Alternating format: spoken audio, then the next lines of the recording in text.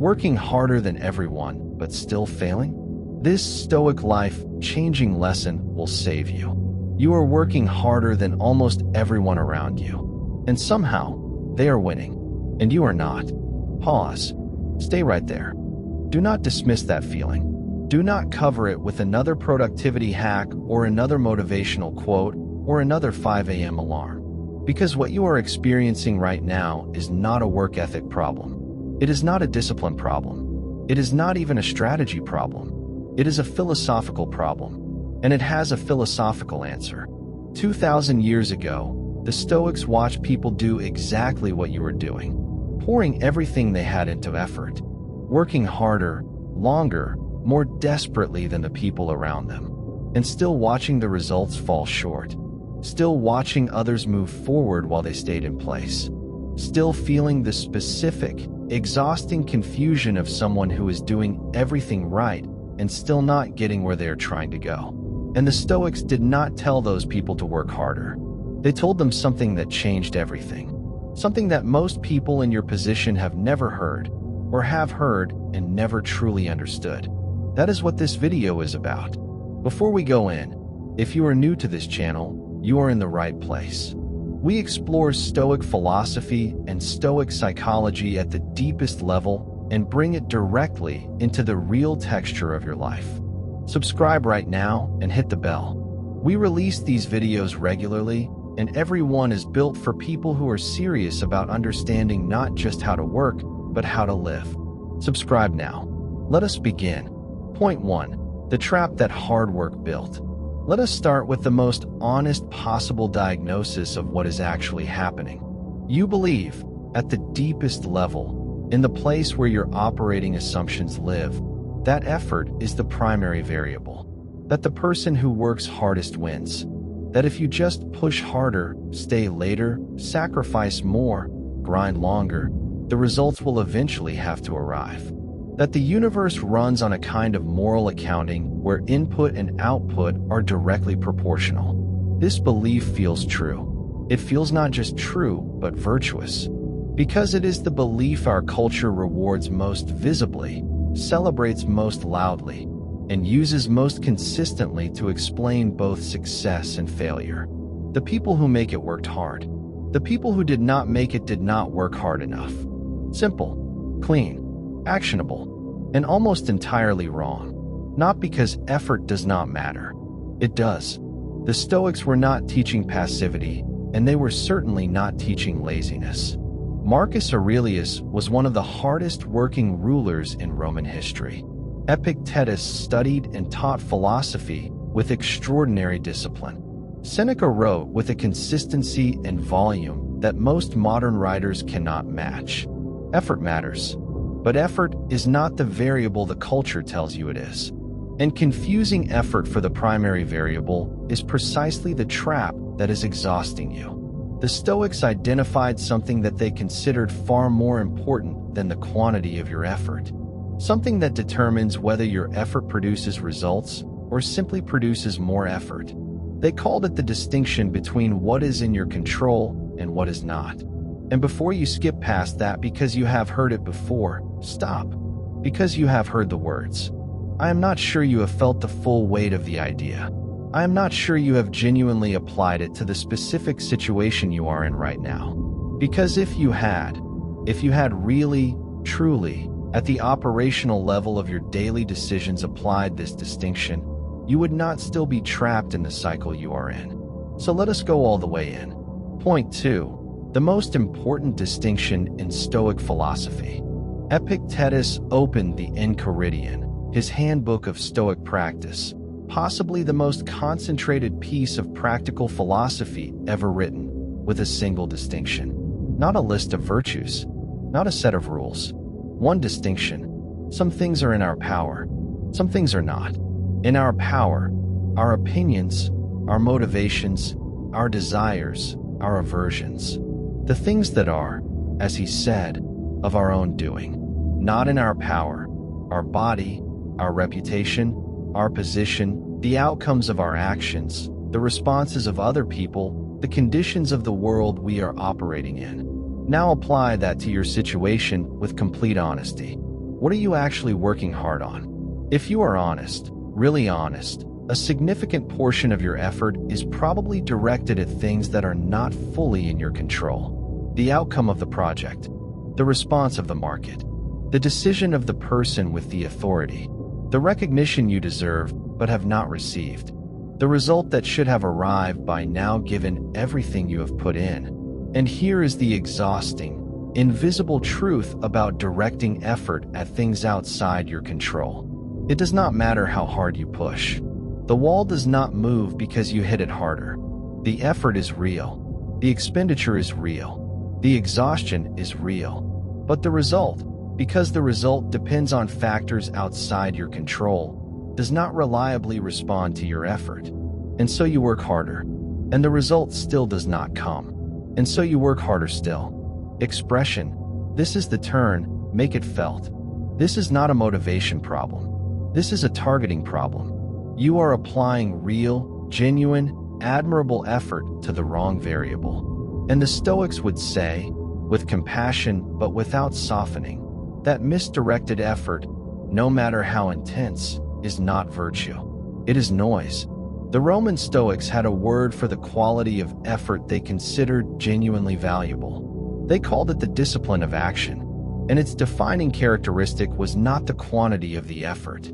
It was the precision of its aim. The discipline of action means directing your full energy exclusively at what is within your genuine sphere of control, not the outcome, the quality of your preparation, not the recognition, the integrity of your work, not the result, the virtue of your process.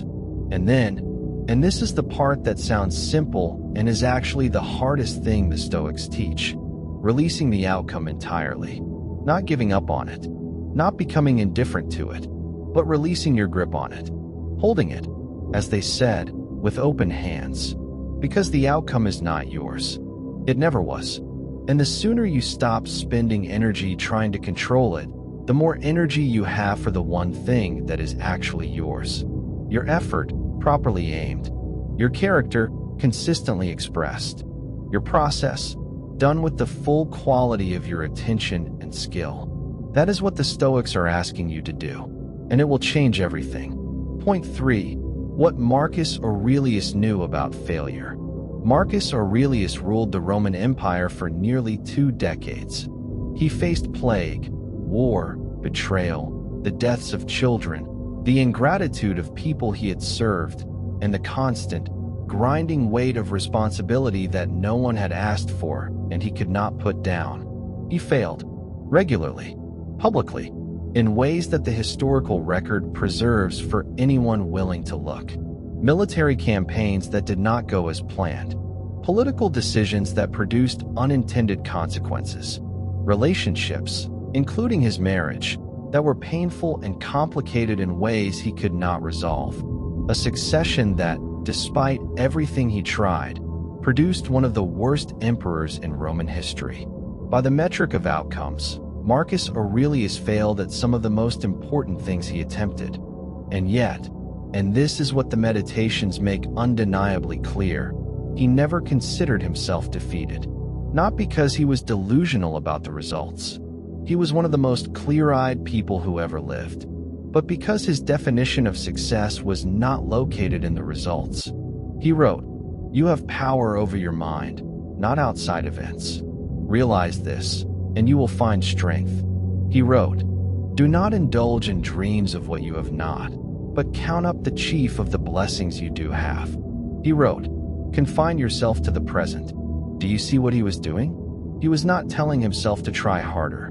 He was not building a better strategy for controlling outcomes. He was systematically, deliberately, daily redirecting his attention from the things he could not control to the things he could. His attention, his values, his response, his character, his presence in the work of each specific day. And from that redirection came something that the outcome-focused person almost never experiences. The specific quality of peace that comes from knowing you have done exactly what was yours to do, regardless of what the world did with it. That is not resignation. The Stoics were very clear about this. It is not giving up. It is not caring less. It is actually the opposite of those things. It is caring so much about the quality of what you can genuinely control that you stop wasting yourself on what you cannot. This is the life-changing lesson. Not a technique, not a hack, a complete reorientation of where you place your energy, your attention, and your definition of success. Point 4. The reserve clause and the open hand. The Stoics gave us a specific practice for operationalizing this philosophy in real daily life. It is called the reserve clause, and it is one of the most quietly powerful tools in the entire Stoic toolkit. It works like this. Every goal you pursue fully. Every project you take on, you bring your complete skill and attention to. Every effort you make it with everything you have.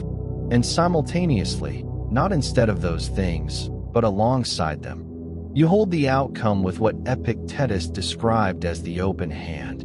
You say, internally, as part of your orientation to the work, I will do this with everything I have. And if circumstances beyond my control prevent the outcome I am working toward, I accept that without treating it as a verdict on my worth or a failure of my effort. I will have this conversation as honestly and skillfully as I can, and however the other person responds is theirs, not mine. I will build this business with the best strategy and the fullest effort I can bring, and the market's response involves variables I cannot control, which I release. I will apply for this position with the strongest application I am capable of creating, and the decision belongs to other people whose judgment I cannot govern. The reserve clause does not lower your standards. It does not reduce your effort. It does not make you less ambitious or less committed or less serious about what you are building. What it does is protect you from the specific exhaustion of attaching your entire sense of self-worth to variables you cannot govern. It separates the question of your quality as a person and a worker from the question of how the world responds to your work. And it gives you back the energy you have been spending on anxiety about outcomes. Energy that can now go directly into the quality of the work itself. This is why the Stoics consistently outperformed their contemporaries under pressure. Not because they were supernatural. Not because they did not care about results, but because they were not spending energy on things they could not move. All of that conserved energy went into what they could actually do. And what they could actually do, done with full presence and full virtue, was extraordinary. Point 5. The real reason you are still failing. I want to name something now that is uncomfortable but necessary, because everything I have said so far is true and important. And it is also incomplete without this. The real reason you are still failing, if you are genuinely working hard and still not getting where you are trying to go, is almost certainly one of three things. And the Stoics identified all three with their characteristic precision. The first possibility is misdirected effort. You are working hard on the wrong things. You are busy with what is visible and measurable rather than what is genuinely important. You are optimizing for the performance of effort rather than the quality of it. You are doing more rather than doing better. The Stoics called this the failure of wisdom, the first cardinal virtue, the failure to clearly discern what actually matters and focus your energy there. The second possibility is that you are working against your own values. You are pursuing something that does not actually belong to you, something chosen by fear, by comparison, by the expectations of others, by the version of success that was handed to you before you were old enough to examine it. And some part of you knows this. And that knowledge creates a resistance in the work that no amount of effort can fully overcome. The Stoics called this the failure of alignment, the failure to ensure that what you are doing is genuinely what your rational nature is asking for. The third possibility is the one that requires the most courage to consider. You are failing because you are supposed to be failing right now, not as punishment, not as evidence of your unworthiness, but because failure, genuine, instructive, uncomfortable failure, is one of the primary mechanisms through which the rational human being develops the character they need for the life they are actually capable of living. Marcus Aurelius wrote, "The impediment to action advances action. What stands in the way becomes the way."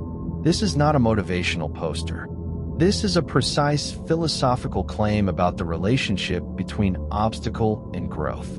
The Stoics observed, across centuries of human experience, that the people who eventually produced the most meaningful work, built the most genuine lives, developed the deepest character, were almost never the people for whom things came easily.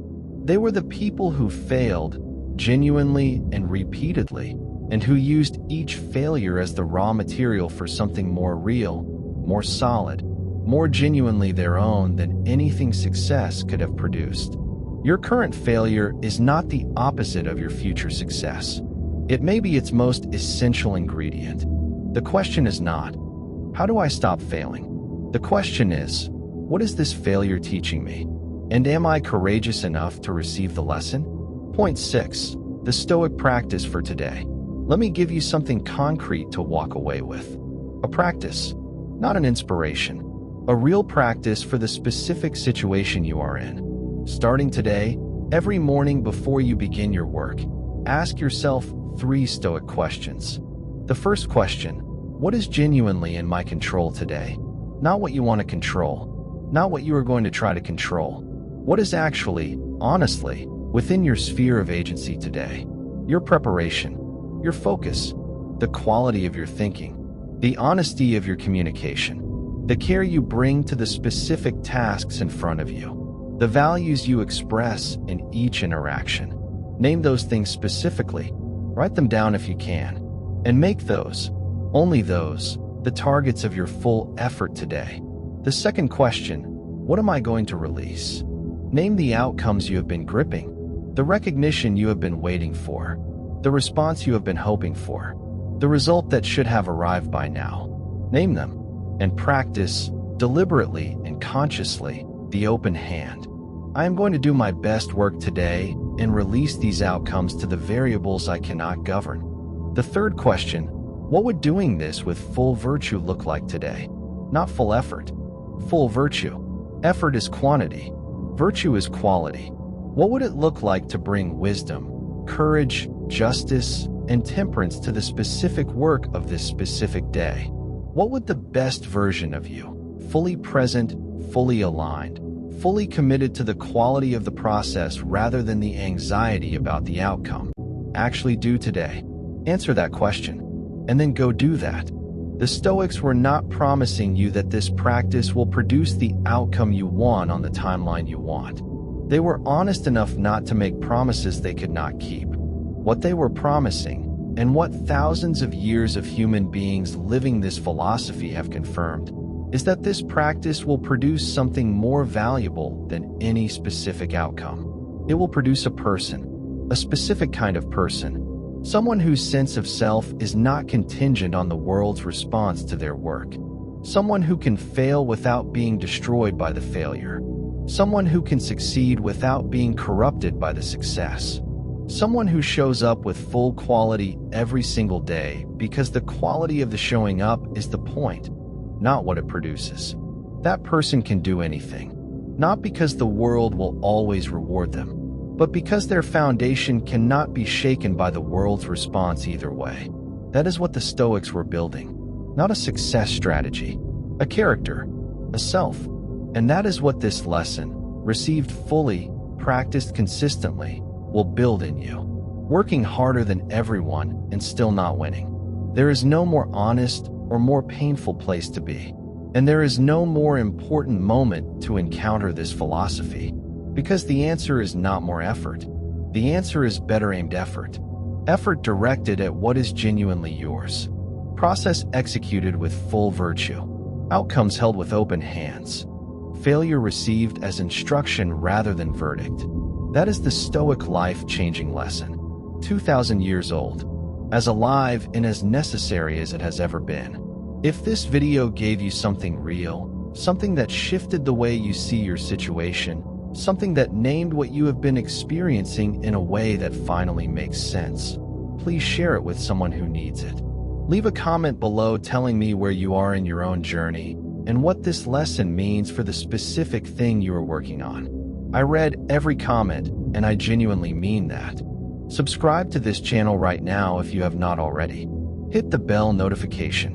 We release deep Stoic content regularly, and every video is built for people who are done with surface-level answers. 3 seconds.